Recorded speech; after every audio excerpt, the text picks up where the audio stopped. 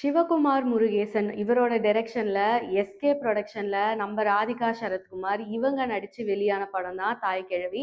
இந்த படத்தோட ப்ரிவ்யூ ஷோக்கு நாங்க எல்லாரும் எங்க டீமா போயிருந்தோம். இந்த வீடியோல அந்த படம் எப்படி இருந்துச்சு, என்னெல்லாம் அந்த படத்துல நோட்டீஸ் பண்ணோம், இதெல்லாம் சூப்பராகவே ஒர்க் அவுட் ஆயிருந்துச்சு.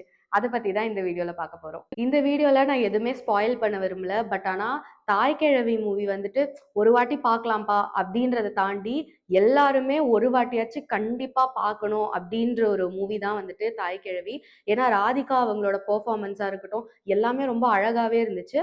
அண்ட் சிவா வந்துட்டு மதுரையை காமிச்ச விதம் அவ்வளோ அவ்வளோ பியூட்டிஃபுல்லா, அவ்வளோ க்ளோஸ் அப் ஷாட் அதெல்லாம் யூஸ் பண்ணியிருந்தாங்க. அதுவுமே ரொம்ப அழகா ஒர்க் அவுட் ஆயிருந்தது. அண்ட் இந்த படத்துல இன்னொரு ஒரு பெரிய ஷவுட் அவுட் வழக்கம் போல யார் யாருக்கலாம்னா, நம்ம வந்துட்டு ராதிகா மேம் அவங்களுக்காக இந்த படத்தை பார்க்க போயிருப்போம். பட் அதுக்கு ஈக்குவலா பெர்ஃபார்ம் பண்ணவங்க தான் வந்துட்டு முனிஷ்காந்த் அவர்கள், அருள்தாஸ், சிங்கம்புலி, பாலசரவணன் இவங்க எல்லாருமே.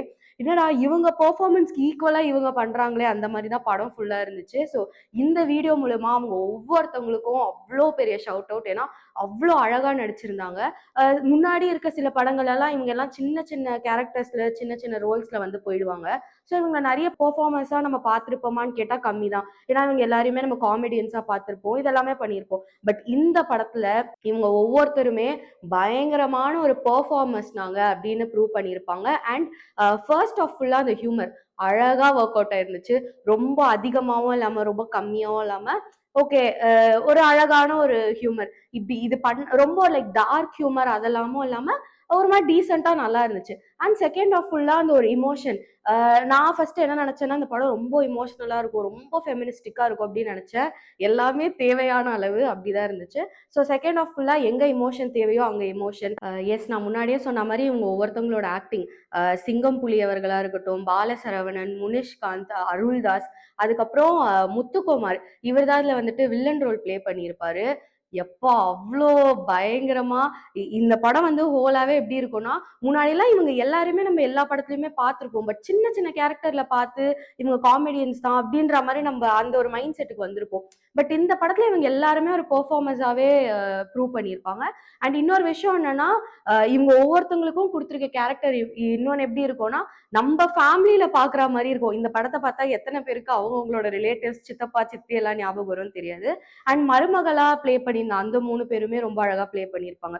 ஸோ படமே வந்துட்டு நம்ம வீட்டுல நடக்கிற படம், நம்ம லைஃப்ல பார்த்த மூமெண்ட் இதெல்லாம் தான் இருக்கும். அண்ட் படம் வந்துட்டு ரொம்ப ஃபெமினிஸ்டிக்கா இருக்கா அப்படிலாம் கேட்டா அப்படிலாம் கிடையாது. எது தேவையோ அதை சொல்லியிருக்காங்க. அது ரொம்ப அழகாவே ஒர்க் அவுட் ஆயிடுச்சு. ரொம்ப போட்டு திணிக்காம இப்படிதான் இருக்கணும் அப்படிதான் இருக்கணும் அப்படிலாம் சொல்லாம எல்லாருக்குமே எது தேவையோ அதை சொல்லியிருக்காங்க. அண்ட் இந்த படத்தை வந்துட்டு பெண்கள் பார்க்கணுமா ஃபேமிலியா பார்க்கணுமானா கன்ஃபார்மா எல்லாருமே ஃபேமிலியா போய் பாருங்க. இது பெண்கள் மட்டும் தெரிஞ்சுக்க வேண்டிய, பெண்களுக்கு மட்டும் சொல்ல வர வேண்டிய ஒரு படம் கிடையாது.